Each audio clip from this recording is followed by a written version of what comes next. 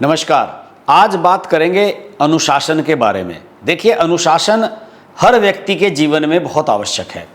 ये हमने खेल के मैदान में भी देखा है, अपने परिवारों में भी देखा है, अपना जो कैरियर है, नौकरी है, जॉब है, कंपनी है, दुकान है, किसी भी व्यवसाय में भी आप देख सकते हैं। अगर आप अनुशासित नहीं हैं तो उसका आपको हमेशा नुकसान उठाना पड़ता है। और अनुशासन क्या होता है कि जब परिस्थितियां आपके विपरीत हों उसके बावजूद भी आप अपना कर्म करते रहें और सकारात्मक रूप से आगे बढ़ते रहें। यह बहुत आवश्यक है कि आदमी की जो थिंकिंग है, उसका जो थॉट प्रोसेस है, वो सकारात्मक और पॉजिटिव बना रहे। अगर आप नकारात्मक चीजों की तरफ जाएंगे तो आपको नुकसान उठाना पड़ेगा और उस कंपनी को भी नुकसान होता है जो कंपनी आपकी वजह से चल रही है, ठीक ठाक तरीके से चल रही है। तो ये सब जो चीजें हैं दोस्तों, आवश्यक है निजी जीवन में भी, और राजनीति में तो अनुशासन का बहुत महत्वपूर्ण रोल है। कुछ लोग सोचते हैं कि हम अनुशासनहीनता करके शायद न्यूसेंस वैल्यू क्रिएट कर सकते हैं, लोगों की सुर्खियों में आ सकते हैं, नजरों में आ सकते हैं, लेकिन वो उनकी राय गलत है।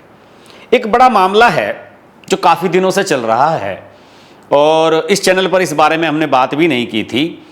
बीजेपी के एमएलए गोशा महल इलाके के तेलंगाना के टी राजा सिंह के पार्टी छोड़ने का मामला। पहले उनको आपको याद होगा कि 2022 में जब नुपुर शर्मा वाला मामला हुआ था, उस समय पैगंबर मोहम्मद साहब को लेकर टिप्पणी टी राजा सिंह ने भी की थी। उन्हें गिरफ्तार भी किया गया था और उनको पार्टी से निकाला भी गया था, उनका निलंबन भी कर दिया गया था।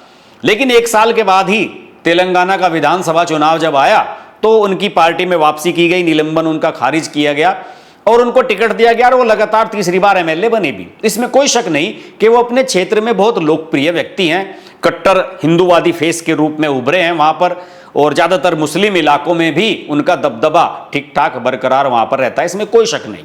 उनकी पर्सनैलिटी, उनके व्यवहार, आचरण, इन सब चीजों को लेकर किसी को कोई दिक्कत नहीं है। लेकिन पार्टी उस तरीके से नहीं चलती जिस तरीके से आप चलाना चाहते हैं। देखिए, अभी जो उनका पार्टी से उनका इस्तीफा देने वाला मामला हुआ, वो दरअसल ये था कि पार्टी जिस व्यक्ति को प्रदेश अध्यक्ष बना रही थी उस प्रदेश अध्यक्ष को ये पसंद नहीं करते थे। एन रामचंद्र राव वकील रहे हैं और एमएलसी भी रहे हैं। इनके बारे में ये चर्चा थी कि इनको अध्यक्ष बनाया जा रहा है। तो टी राजा सिंह ने कहा कि मैं तो चुनाव लड़ूंगा इनके सामने। जबकि अभी हाल ही में भाजपा ने जितने भी प्रदेश अध्यक्ष बनाए हैं उनमें कहीं भी चुनाव नहीं हुआ है। पार्टी ने मनोनयन किया और निस्वार्थ भाव से सब लोगों ने हाथ उठा दिए और निर्विवादित रूप से, जिसे कहते हैं कि सर्वसम्मति से, सारे प्रदेश अध्यक्ष चुन लिए गए। पार्टी यही चाहती है कि हर व्यक्ति डिसिप्लिन का पालन करे और जो केंद्रीय नेतृत्व फैसला ले रहा है उसको सपोर्ट किया जाए। कोई भी आदमी पार्टी से बड़ा नहीं हो सकता, ये पार्टी हमेशा संदेश देना चाहती है। अब हुआ यह कि इन्होंने कहा कि मैं तो चुनाव लड़ूंगा और चुनाव के लिए 10 प्रस्तावक की आवश्यकता होती है। 2-3 लोगों के नाम इन्होंने साइन भी करवा लिए, बीजेपी के सीनियर लीडर्स के। लेकिन केंद्रीय नेतृत्व ने कहा कि कोई भी इस पर साइन नहीं किया करेगा इनके प्रस्ताव पर, और इस तरीके से ये अपना नामांकन दाखिल नहीं कर पाए क्योंकि 10 प्रस्तावकों के साइन नहीं हुए थे। अब इस बात पर ये नाराज हो गए और इन्होंने कहा कि जो यहाँ का स्थानीय नेतृत्व है, जो स्टेट की लीडरशिप है, वो मेरे खिलाफ है, मुझे आगे नहीं बढ़ने देना चाहते। तो सीधे सीधे उन्होंने जो वर्तमान प्रदेश अध्यक्ष थे उस समय के जी किशन रेड्डी, जो केंद्रीय नेता भी, केंद्रीय मंत्री भी हैं और सीनियर लीडर हैं, सांसद हैं और केंद्रीय नेतृत्व के साथ जिनकी ठीक ठाक ट्यूनिंग है और पार्टी मानती है कि बहुत मैच्योर लीडर, लंबे समय से जी किशन रेड्डी अध्यक्ष 2-3 बार रह चुके हैं। आंध्र प्रदेश जब तेलंगाना संयुक्त हुआ करता था तब भी रहे थे जी किशन रेड्डी, तो उस समय ये अध्यक्ष तब भी रहे थे। तो पार्टी ने सोचा कि जी किशन रेड्डी के खिलाफ जो आदमी बोल रहा है ये बात सही नहीं है, ये सीधे सीधे केंद्रीय नेतृत्व को चैलेंज है। तो पार्टी ने अनुशासनहीनता को पार्टी के किसी भी हित से ऊपर रखा और इनका जो इस्तीफा था उसे तुरंत स्वीकार कर लिया गया। और उसमें यह कहा गया, स्पेशली अरुण सिंह पार्टी के महासचिव हैं, जेपी नड्डा अध्यक्ष हैं, उन्होंने कहा कि पार्टी जो है आपकी विचारधारा, कार्यप्रणाली, उनके सिद्धांतों से, हमारी पार्टी की जो कार्यप्रणाली और सिद्धांत हैं उनसे आपकी विचारधारा मेल नहीं खाती और जो बातें आपने अपने इस्तीफे में लिखी हैं वो अप्रासंगिक हैं।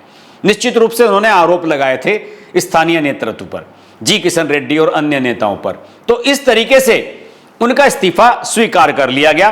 और आपको मैं बता दूं कि इससे पहले जब उनका 1 साल के भीतर ही निलंबन रिवोक किया गया था, उनका निलंबन हटा करके उनको वापस पार्टी में लाया गया था, तो उस समय पार्टी ने उनके महत्व को स्वीकारा भी था। शायद वही वजह थी कि टी राजा सिंह के दिमाग में यह बात बैठ गई कि वो अब पार्टी से बड़े हो गए हैं। अभी आप समझिए कि 2014 में टी राजा सिंह आए थे टीडीपी छोड़कर बीजेपी में। 2014 में गठन हुआ था तेलंगाना का, और उसी समय टीआरएस की पहली यहां सरकार बनी थी। और आप सब लोग जानते हैं कि उस समय बीजेपी ने नई नई कोशिश शुरू की थी कि ये नया स्टेट बना है, हम यहां पर अपनी सरकार बनाने की कोशिश करेंगे। हालांकि उनके कोई चांसेस थे नहीं। तेलंगाना में जहां पर कांग्रेस ने जिसे राज्य को बनाया, कांग्रेस की सरकार नहीं आ पाई थी। कांग्रेस की सरकार कब आती है? 2023 में आती है। तो इस तरीके से एक ऐसा सीन बना हुआ था तेलंगाना में, जहां बीजेपी अभी तक अपने आप को यह समझ नहीं पा रही थी कि हमें स्ट्रेटेजी क्या रखनी है। और उसी बीच में टी राजा सिंह का यह सारा का सारा विवाद हो गया।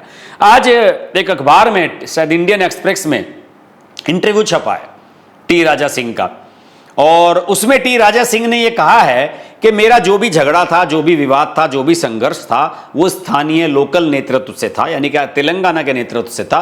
केंद्रीय नेतृत्व के साथ मेरा कोई झगड़ा नहीं है। शायद वो ये बात दिखाना चाहते हैं, जताना चाहते हैं कि अमित शाह, नरेंद्र मोदी ये मुझे पसंद करते हैं। करते होंगे, लेकिन पार्टी ने आपका इस्तीफा स्वीकार किया तो वो भी तो केंद्रीय नेतृत्व की मर्जी से स्वीकार किया गया ना।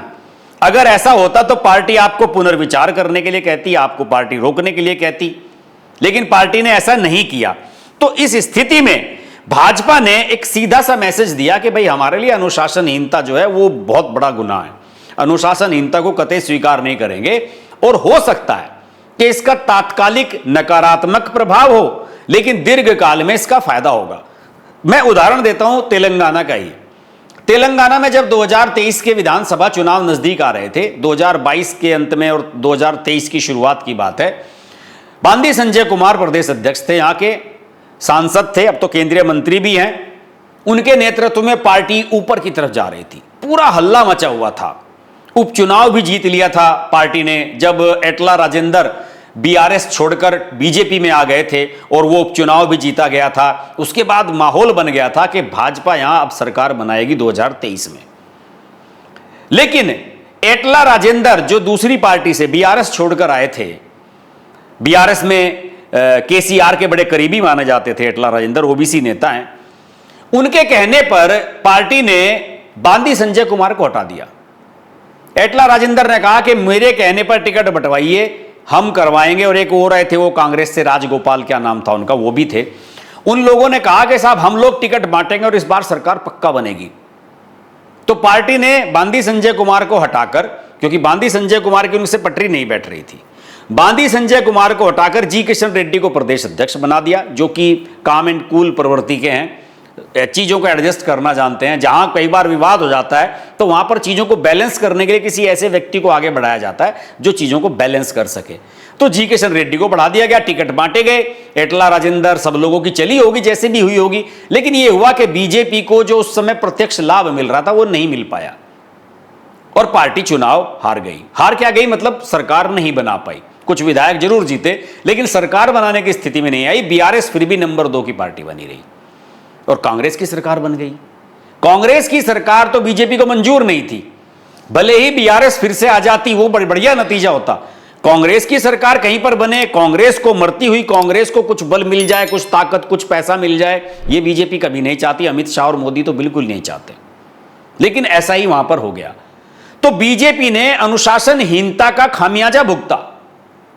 अपने व्यक्ति, लोकप्रिय व्यक्ति बांदी संजय कुमार को हटाकर आपने बाहर से आए हुए लोगों के कहने पर पार्टी में नेतृत्व का परिवर्तन कर दिया, वो भी चुनाव से कुछ महीने पहले। उसका खामियाजा भुगता। पश्चिम बंगाल में हुआ था ऐसा ही।